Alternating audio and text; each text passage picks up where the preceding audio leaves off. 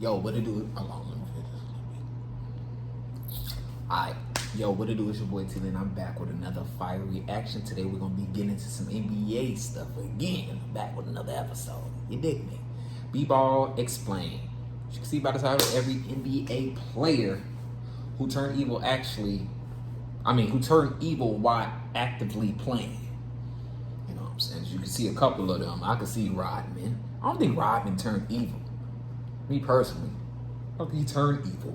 He just ain't put up with no shit. But they gonna explain it, man.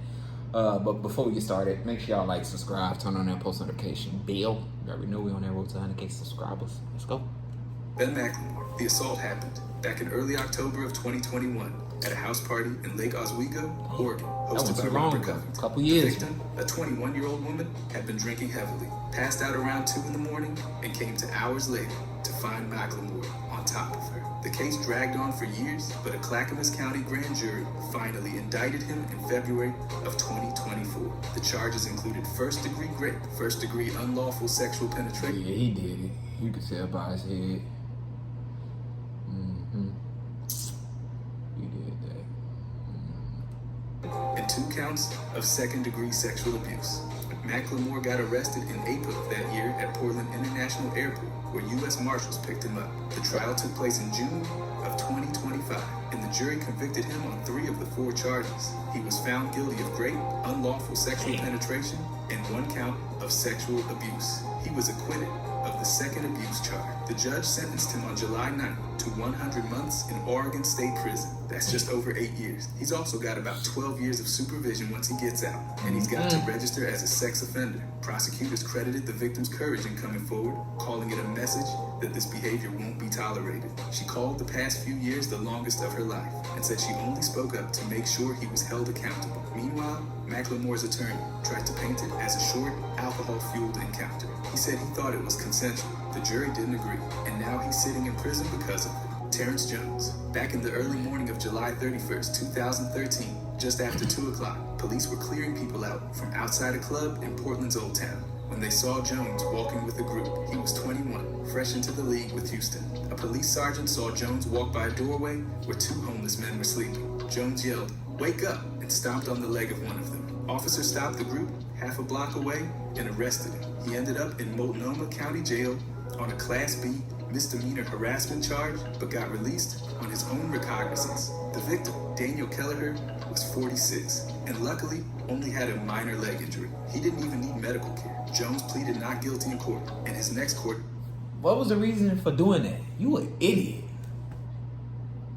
Nigga don't... Man, certain niggas get in certain positions and be just straight up ignorant. For real, for real. They get this money, they get into certain positions, and they don't know how to handle themselves. Some people get the money, don't know how to take themselves. For real, for real. What made you, you leaving out the club, you should be worried about, you know what I'm saying? The vibes and stuff. Instead, you like, yo, leave these homies, dude. Let's step on their leg. Grow the fuck up, bro. And hopefully the people on his team, well, hopefully he ain't get kicked off the team or anything, but hopefully the people on the team, when he come back, like, bro, your ass lame as hell. You pulling some little kid shit. Grow the fuck up. Who would think of that? I don't even think of, well, these YNs would do that. I didn't see them. I didn't see them do some goofy shit like that, so. Was set for September 6th. Later that year, the charge was dropped entirely. His lawyer, Kevin O'Connell, claimed Jones didn't stomp anyone and said the whole thing would blow over. And technically, it did. But there were a lot of eyewitnesses who said they've seen it. Jones was born January 9th, 1992, right there in Portland. He went to Jefferson High and then played 2 years at Kentucky before getting drafted 18th overall in 2012 by Houston. At the time, that's what it was too. Nigga was in Houston, feeling himself, ain't never really been probably nowhere. Yeah, what this? Kentucky, right? Who the hell? Ain't nobody ever brought up no. Shout out to Kentucky though, because you know Bryson Tiller from there, Jack Harlow from there, but he making y'all look bad. He ain't making y'all look bad. He just a goofy separately. What the fuck is you talking about? Mess. He was still in his rookie season. Yeah, he's still in the cell. 19 games and averaging 5.5 points. So the whole thing ended up being a weird, ugly moment in public. That's some Capricorns. Never made it past I that don't even misdemeanor use that charge. shit. No injuries that required treatment. No trial and no conviction. Definitely not a highlight for him, but not a career ender either. Yes, Carl Malone, when he was 20 and still at Louisiana Tech, he impregnated a 13-year-old named Gloria Bell. She was Nah, this shit is going as a thumbnail.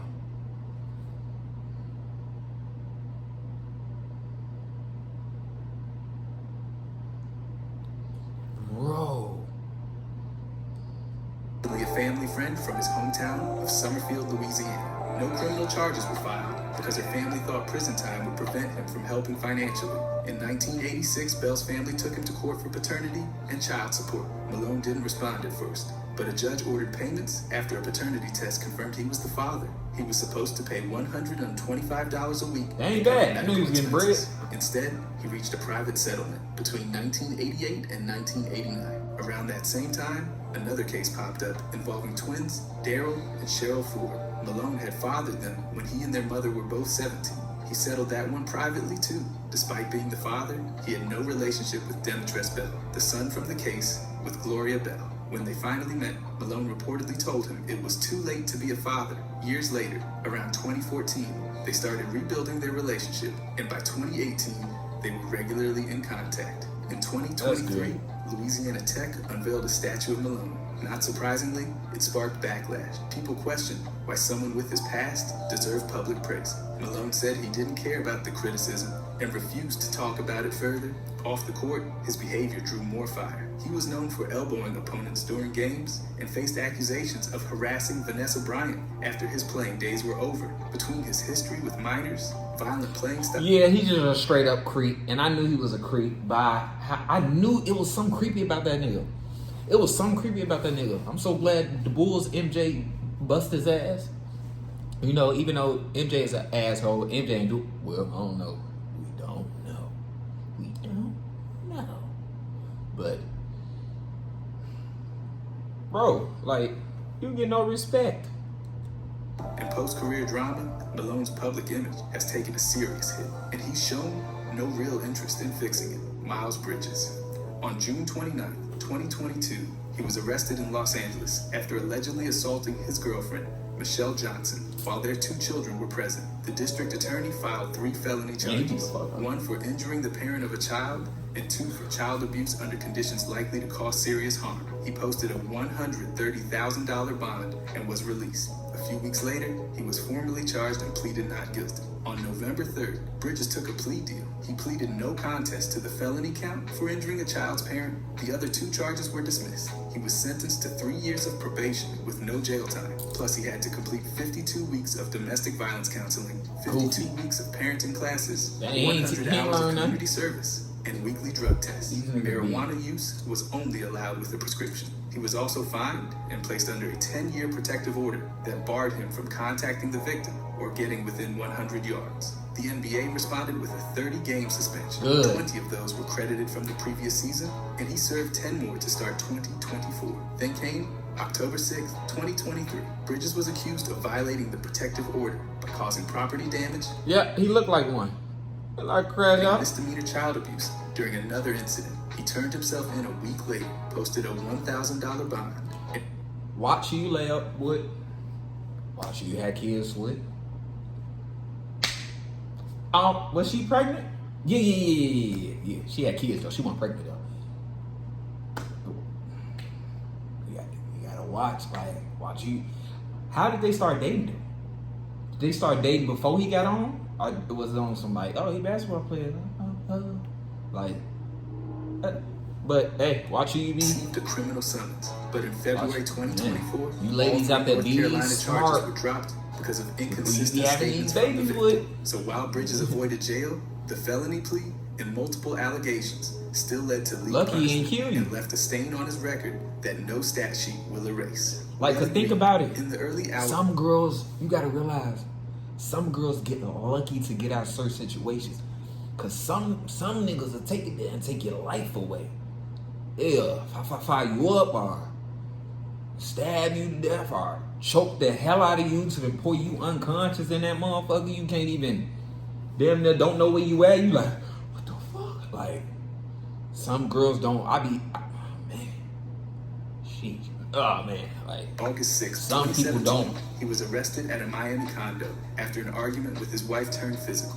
According to the police report, things escalated when Reed allegedly dragged her across the apartment during a fight over her purse. She also said he grabbed her by the hair, twisted her wrist, and tore her shirt while she tried to leave with their child. Emergency responders documented red marks on her wrist, back, chest, and right biceps. Reed told officers he didn't hit her, but did admit to pulling at her shirt and grabbing her purse. He was booked at 3 in the morning on a misdemeanor domestic battery charge. The case landed under the NBA's newly adopted domestic violence policy from late 2016, making him likely the first player investigated under that framework. Later, Reed's wife tried to walk it all back. Her lawyer said she never called the police herself and claimed the incident had been blown out of proportion. She asked, ladies, don't be like this girl. That's all I gotta say. Don't be like this girl when he probably, baby, you know, I know, but he probably sugared her up.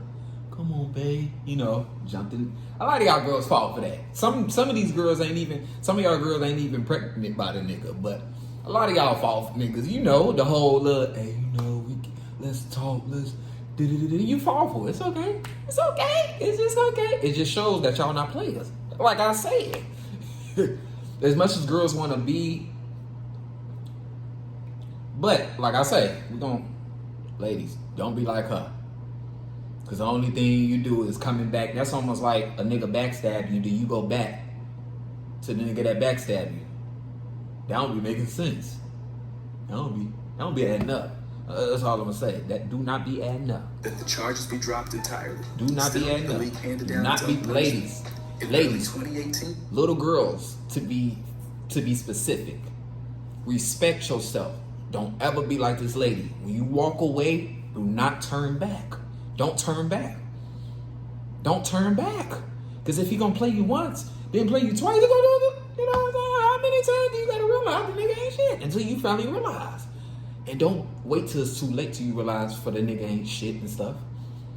You know what I'm saying? You can miss out. Hey, life be moving fast. You never wanna, you know what I'm saying?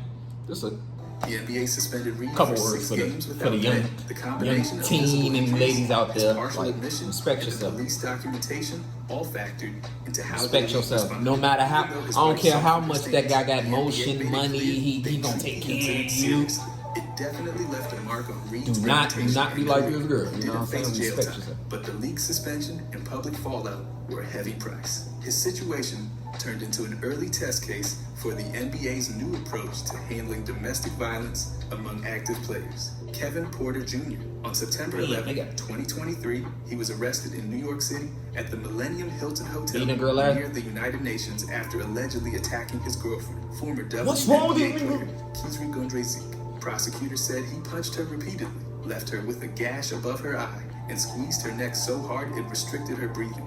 She eventually escaped the room, covered in blood. Hospital scans showed a fractured vertebra in her neck and facial injury. Investigators also said, You see what I'm talking about? You see what I'm talking about? This man squeezed her neck to the point he fractured her vertebrae in her neck and facial. Damn, and that girl is beautiful. She look like Lori Harvey a little bit. That girl is beautiful. No disrespect. I nail her look. Forgive me. Keep going. Before this incident, Porter had rammed his car into hers during a separate argument. He was arraigned later that day and released on $75,000 bail with a protection order issued against him. He broke it. At first, he faced felony assault and strangulation charges, but in October, the assault charge was dropped after doctors said the neck fracture was actually a congenital issue and not caused by him. He still faced the other charges and kept pleading not guilty. Then came the plea deal in January 2024. Porter pleaded guilty to misdemeanor reckless assault and a second-degree harassment violation. The terms: complete a 26-week intervention program, avoid getting arrested again, and respect the protection order. If he follows the rules for a year, he can withdraw the plea and get his record cleared. This wasn't his first problem. In November 2020, he got arrested after a crash in Cleveland. Cops found weed and a loaded gun, but no indictment followed. In April 2021, he got hit with a $50,000 fine. It just shows you how much they don't take stuff at a strip club. In January 2022, the Rockets suspended him 1 game for a locker room outburst. The team dumped him in October 2023, and the Thunder waived him the same day. Jason Richardson, on April 29, 2003, it shows you was when a lot of people get in certain positions, they can't handle themselves. With his ex-girlfriend, Rashonda Jackman. The incident happened. A lot of y'all guys in the NBA, I see y'all don't know how to. According to police, a lot of guys in the NBA, I'm seeing it's a pattern. Y'all don't know how to take yourself. What they should be working on with these NBA players is how to control your emotions, how to work on that, how to know that your girl ain't one of these NBA players out on the scene where you get mad because, you know what I'm saying, a foul or anything or something. This ain't that. You at home, and most of the stuff is happening at a hotel. Why is it happening at a hotel? Why every time the situation is happening at a hotel? What make y'all get to a hotel and be like, yo, we finna turn up. We finna make some news in here. A lot of y'all, what needs to be done in the NBA is a emotional check. Nah, before you get in this, get it. You need to go through these steps and stuff. But you know this goddamn NBA league don't give a damn.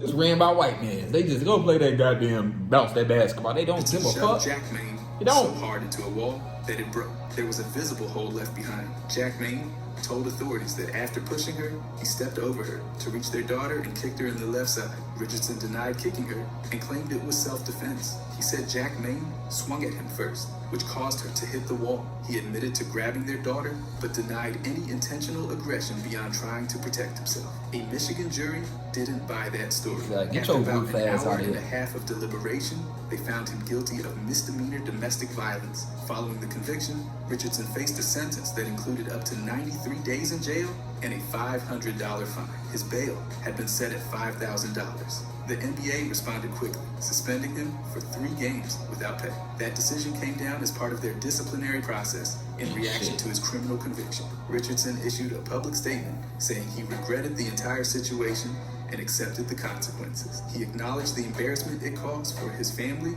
his team, and the league, but no statement erased the facts. The broken wall, the testimony from Jack Maine, and the presence of their young daughter all painted a disturbing picture. The NBA made its disciplinary move, but the incident remains a documented stain on his career. Kermit Washington, on May 25, 2016, he was federally indicted in Missouri for embezzling around $500,000 from Project Contact Africa, a charity he founded. Prosecutors said he lied to donors, promised full proceeds would help African children, then funneled the money into his own lifestyle. The charges included tax fraud, identity theft, conspiracy, obstruction, and wire fraud involving eBay and PayPal. He pleaded guilty on December 4th, 2017 to 3 federal counts. 2 for filing false statements on his taxes, and 1 for aggravated identity theft. That last one came from him using someone else's name and address to keep the charity legally registered so he could keep raising money. In July 2018, he was sentenced to 6 years in federal prison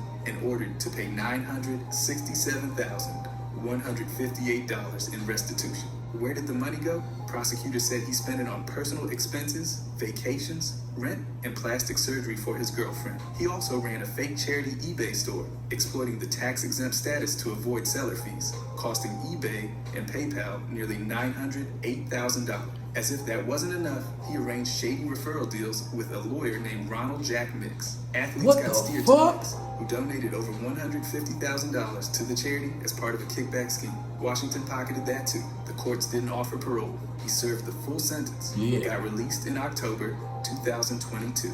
All of it, the lies, the fraud, the identity theft, was confirmed through court records and official Department of Justice filing. Washington used a charitable front to enrich himself, and it caught up with him in a big way. Yeah, everything you do in the dark will come to light. In October Hope y'all know that. 2008, he was arrested at age 18 for groping a 17-year-old girl inside his high school. He was originally hit with a Class B misdemeanor for sexual assault. That case didn't go to trial. He ended up pleading. See, I knew when I first seen, I was like, he probably did some weird, freaky shit. He looked like he looked like one of those niggas that do that weird shit.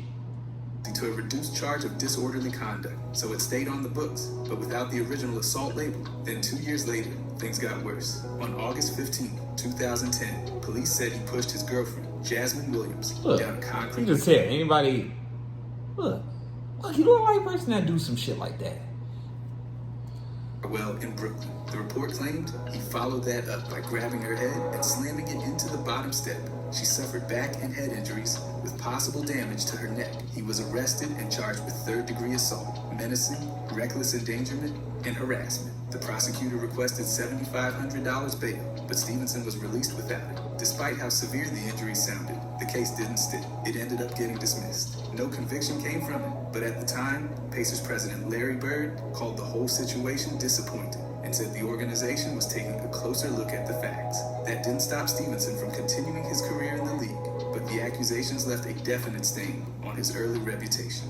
So between the school incident and the stairwell arrest, Stevenson's early years were shadowed by legal trouble.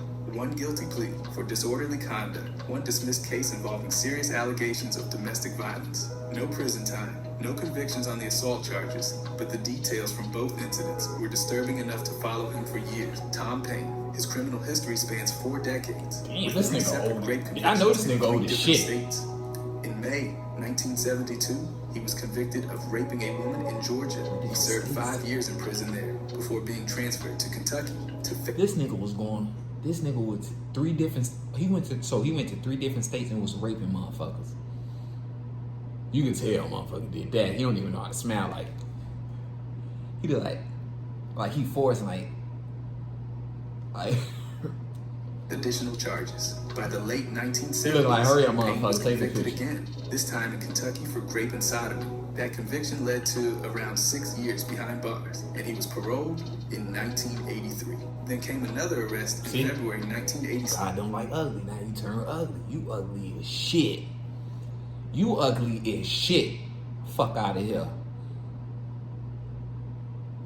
You ugly as shit. Bro, and then learn. 1986. Yeah, I know he ain't alive. In Los Angeles, Payne was accused of forcibly raping a woman and was later convicted. He served more than 10 years in a California prison. After his release, he violated parole and got sent back to Kentucky, where the state gave him a life sentence. That's what he spent needed. about 32 years in prison there before finally getting paroled in November 2018. Add it all up, and Payne spent roughly 44 years incarcerated. That includes 5 in Georgia, 6 in Kentucky, over 10 in California, and more than 3 decades back in Kentucky for the parole violation. This wasn't some single, isolated case. These were repeat convictions across multiple states, backed by court rulings, So he went to prison 3 time, different states. and official records. Before all of this, he was the first black player at the University of Kentucky, and even played briefly for the Atlanta Hawks during the 1971-72 NBA season. But his post-NBA life was defined almost entirely by violent crimes against women, confirmed by legal outcomes in Georgia, Kentucky, and California. Not opinion, just a verified record of repeated convictions and a decades-long prison timeline. Ralph Sampson. Back in April 2003, he pled guilty in federal court to a misdemeanor for failing to pay more than $22,000 in court-ordered child support. Yep. That case revealed something even bigger. What By else? then, he reportedly owed close to $300,000 What for 2 weird shit he children did? from different mothers in Northern Virginia. He faced up to 6 months in jail for the misdemeanor, along with a $5,000 fine and probation. Things escalated in 2006. Sampson pled guilty to 1 count of mail fraud. That charge stemmed from using the mail during the purchase of a $43,000 SUV. Prosecutors said he misrepresented his income and assets to make it seem like he couldn't afford to meet his child support obligations. That little stunt landed him a 2-month sentence in federal prison. The court let him delay reporting to prison until April 2007 so he could handle personal business first. As part of the plea deal, more serious charges, like perjury and making false financial statements, were dropped. He agreed to settle the full $300,000 child support debt, which the court accepted under the terms of the agreement. Judge James Spencer presided over the case and said Sampson wasn't avoiding payments out of malice, but because he simply couldn't afford them. He pointed to Sampson's charitable work and financial decline as reasons for leniency. Still, none of that erased the fact that Sampson, a former NBA All-Star and public figure, ended up in federal prison for fraud. 2 months behind bars, a massive child support debt, and a federal conviction. All of it publicly documented and confirmed through court records. Glenn Robinson. On July 20th, 2002, he got into a physical altercation with his then-fiancée, Jonta French, at her home in Chicago Heights, Illinois. The incident led to charges of domestic battery and assault being filed in Cook County. Nearly a year later, on May 16, 2003, Robinson was convicted on both counts. Instead of jail time, the court handed him a probationary sentence, Those specific terms weren't publicly disclosed. This was the only documented case of domestic violence tied to Robinson, and it stemmed entirely from that single confrontation. There haven't been any additional public allegations or legal actions related to domestic violence since then, but that doesn't make this one go away. The case was prosecuted, went to trial, and ended with a guilty verdict. It wasn't some tossed complaint, it stuck. Despite the conviction, Robinson continued his NBA career without interruption. The league didn't issue a suspension or public penalty, and the team didn't take disciplinary action either. That era saw a very different approach to off-court conduct from both the league and franchises. The facts remain: a physical incident with his fiancée, 2 charges, a courtroom conviction, and a sentence that avoided prison, but still confirmed his guilt. It wasn't swept under the rug, but it also didn't draw much national scrutiny. That's the full picture. 1 confirmed case, legal consequences, and no public repeat offense since. Ben Gordon, in October 2022, I already heard about this. We already heard about arrested this. at Yeah, we already heard about this. This Byron. nigga's a nut.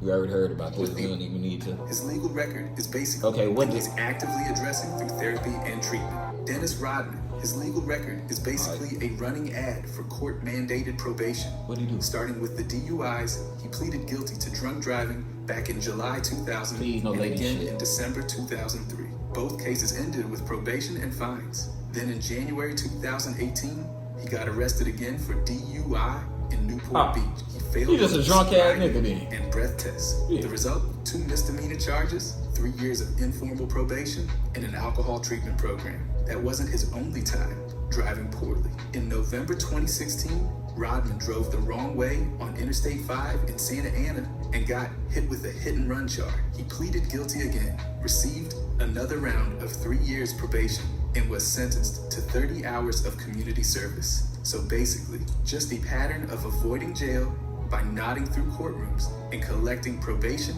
like trading cards. Now on to the domestic violence cases. In April 2004, Rodman was arrested for assaulting then-partner Gina Peterson.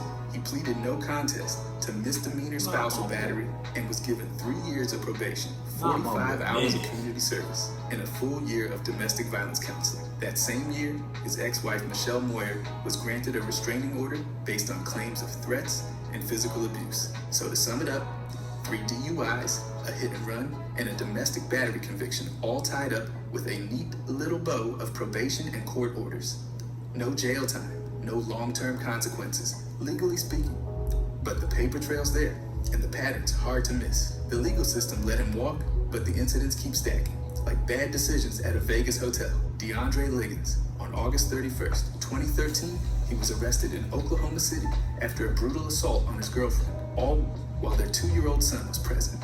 The police affidavit said he punched her repeatedly in the head, dragged her out of bed by her hair, stomped on her, and dropped both an Xbox and a box fan on her head.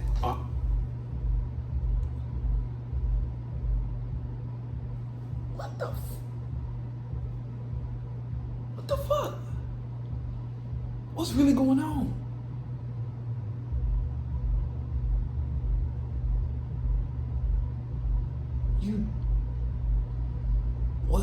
Whoa.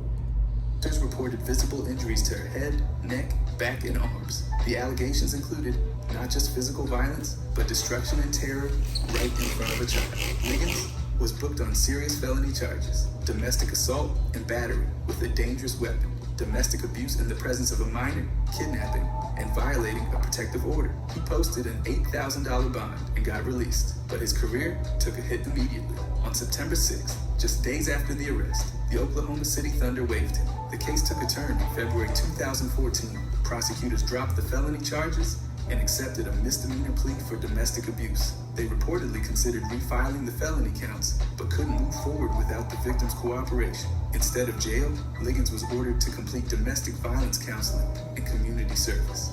Despite how violent the incident was described in reports, his legal outcome didn't include any time behind bars. Still, the fallout was clear. He lost his roster spot in the NBA and had to claw his way back to overseas leagues being and the emotional. development league. The league never issued a suspension, never but the that Thunder's serious. decision and the charges was never that themselves serious. made it clear this was far from minor. The incident stands as one of the most disturbing domestic cases involving a player in recent memory, with court records and police evidence backing up every claim. Jackson Hayes. On July 28, 2021, LAPD responded to a domestic disturbance at his home in Woodland Hills. His girlfriend's cousin had called 911, reporting Hayes was being loud and violent. Officers found him outside the residence, and things escalated fast. He refused to stay outside, questioned their authority, and tried to re-enter the house. The officers took him down. Body cam footage showed one officer briefly kneeling near. So what happened when you think because you're in the NBA, that you got power like that? Humble yourself. Humble yourself. I ain't knocking it, but you just playing basketball. You ain't changing the world. You ain't.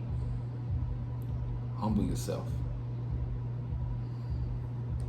Neck as Hayes shouted that he couldn't breathe. He was tased twice, once in the chest and again in the buttocks, before being handcuffed. He was treated for minor injuries, and one officer reportedly hurt his elbow during the scuffle. He was charged with 12 misdemeanors, including domestic battery, false imprisonment, resisting arrest, battery on an officer, and trespassing. On February 24th, 2022, he took a plea deal. Hayes pleaded no contest to resisting an officer and false imprisonment. He avoided jail, but got slapped with 3 years of probation, 450 hours of community service, and a full year of weekly domestic violence counseling. He was also ordered to pay restitution. Then in November 2024, new surveillance footage surfaced. TMZ leaked video showing Hayes in a confrontation with his ex-girlfriend, Sophia Chamorro. The video shows him pulling her at the doorway, pushing her, and spitting at her while she shouted, "What the do I look like? A punching bag?" The footage added fuel to the fire and triggered the NBA to reopen its investigation. At that point, both Hayes and the Lakers began cooperating. Chamorro's legal team said they hadn't been contacted by the league until after the footage dropped. So even after the plea, the story didn't close. The NBA is now taking another look. Jeff Adrien, on December 7th, 2015, he was arrested in West Hollywood after allegedly stealing a Mercedes-Benz from a hotel valet stand. According to reports, he took the car without the proper documentation, went on a 6-hour joyride, and then casually returned it like nothing happened. LAPD's Hollywood division wasn't amused. They arrested him on felony grand theft auto charges and booked him into jail. He got released later that day after posting $25,000 bail. But the owner of the car wasn't exactly thrilled to get it back. The vehicle had visible damage and reportedly smelled like marijuana. So not only did it go missing for hours, it came back beat up and reeking. The case didn't vanish quietly either. At the time of the arrest, it remained open, and there weren't immediate public updates about a resolution. No charges were dropped right away, and there was no dismissal announced in the early cover. It was a straight-up felony charge for taking a luxury car without permission and returning it like it was a library book, late, damaged, and slightly smoked out. Adrien had bounced around a few NBA rosters before the arrest, but nothing about this stunt helped his career. A joyride in a stranger's Mercedes might sound like a bad movie subplot, but for Adrien, it ended with flashing lights and a felony book. Everything about this case was real, confirmed by LAPD and reported by ESPN, NBC Sports, and other outlets. And yes, the car really did smell like weed. Trevor A. Reason. In February 2023, his estranged wife, Bree Anderson, filed for a restraining order accusing him of physical and verbal abuse during their marriage. She claimed he had choked her until she passed out and punched her multiple times, sometimes in front of their kids, 12-year-old Tristan and 10-year-old Taylor. The court granted a temporary order, forcing Trevor to stay 100 yards away, surrender 2 AR-15 rifles and 2 Glocks, and accept supervised visitation with his Yeah, I would have hated my daddy. I ain't gonna lie. I would have hated my daddy. I wouldn't have had no respect. I would have lost a lot of it. Matter of fact, all my respect out the window doing that type of shit. Yeah. And I probably would have later on in life when I got a little older. I won't be surprised if they end up doing it to their daddy. Cause I would, I ain't even gonna lie. For just 4 hours a week. Not long after, Trevor filed his own restraining order against Anderson, saying she had been violent with him. He claimed she once ripped out his dreadlocks during a confrontation. The dueling filings painted a messy, hostile dynamic, with both sides trading accusations of domestic abuse. These weren't Trevor's first brushes with custody disputes. In 2019, another ex accused him of child abuse, but a judge dismissed that restraining order and found no physical abuse had occurred. That case didn't result in charges either. Back to 2023, these new allegations didn't lead to criminal charges, but they played out in civil court. A hearing was scheduled in March to decide whether the temporary orders would become permanent. By October, reports showed that both orders had been dissolved as part of a divorce settlement agreement, so the courtroom battle ended without long-term restrictions, but the public record still includes serious allegations, firearms surrendered, and documented claims of violence in front of children, all verified through court filings and major outlets. Reuben Patterson. In September 2000, he was accused of forcing his 24-year-old nanny to perform oral sex. He didn't admit guilt, but in May 2001, he entered an offered plea to third-degree attempted rape. That means he didn't contest the evidence, but didn't admit the act. He got a 15-day sentence that was served through house arrest or work release, and the rest of a year-long term was suspended. He was also required to register as a sex offender in multiple states. Just a few months later, in February 2001, he got hit with a misdemeanor stop there. In 2002, Patterson was arrested on felony domestic abuse charges involving his wife. She later dropped the charges, but the two divorced. In May 2007, he failed to register as a sex offender after moving to Cincinnati. He entered a no-contest plea and was fined $1,000. Then in March 2010, he was arrested for DUI. His blood alcohol level tested at 0.117, well above the legal limit.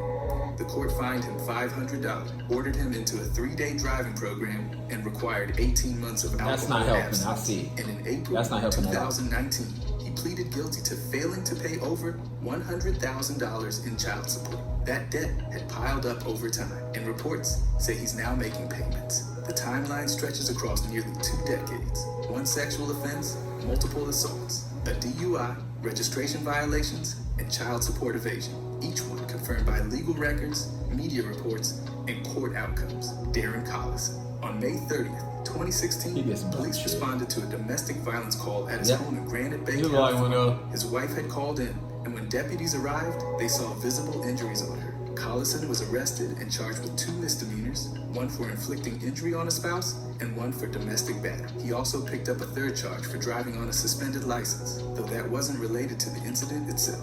A few months later, on September 2nd, Collison pleaded guilty to the domestic battery charge. As part of the plea deal, he was sentenced to 20 days in jail, but that time could be served through community service instead. Oh my God, these niggas is lame. Informal probation. They always giving them some soft-ass charges, bro. Program and required 20 hours of additional community service. Soft the other ass. charges were dropped in These exchange niggas be for so the hard on the Then in basketball October, court. the NBA Then when the stepped nigga about to in, get they charged, suspended 8 games without pay soften to up. start the 2016 to 2017 season. That was their response to the domestic violence case and part of the league's disciplinary policy for off-court conduct. This wasn't a situation that dragged through court appeals or stayed in the headlines for years. Collison admitted guilt, took the sentence, and served the punishment, but it still marked a serious moment in his career. The legal outcome, the league suspension, and the public record all stem from one confirmed act of domestic battery, all of it verified by court filings and official league statements. Greg Oden. On August 7th, 2014, he was arrested just after 3 in the morning at his mother's house in Lawrence, Indiana. For what? Police responded to a disturbance and found his ex-girlfriend with a bloody, swollen face. She What had the lacerations around her nose and forehead, and the room looked like it had been torn apart. A friend at the scene backed up her account, and Oden was taken into custody on 2 preliminary misdemeanor battery charges. His bond was set at $10,000. Things got worse legally after that. Prosecutors upgraded. The crazy thing is, I got used to be homies that be like this. Legit beat on their wife. Girlfriend, when a wife. Hey, story time, boy. I been woke up to a motherfucker, like for real. And niggas be out in public saying, "Oh God, this and man." Charges to include 1 felony count of this the end of battery it. causing serious bodily injury. They also tacked on 2 misdemeanor charges, 1 for domestic battery and 1 for battery causing bodily Yeah, he a injury. goofy. If convicted on the felony, Oden was looking at up to 6 years behind bars. And he deserves every one. Exactly, he does. But I appreciate y'all for watching, man. Let me know in the comments what y'all think about this, man. Like, subscribe, turn on that post notification bell. And when I roll time to K subscribers, I'm out.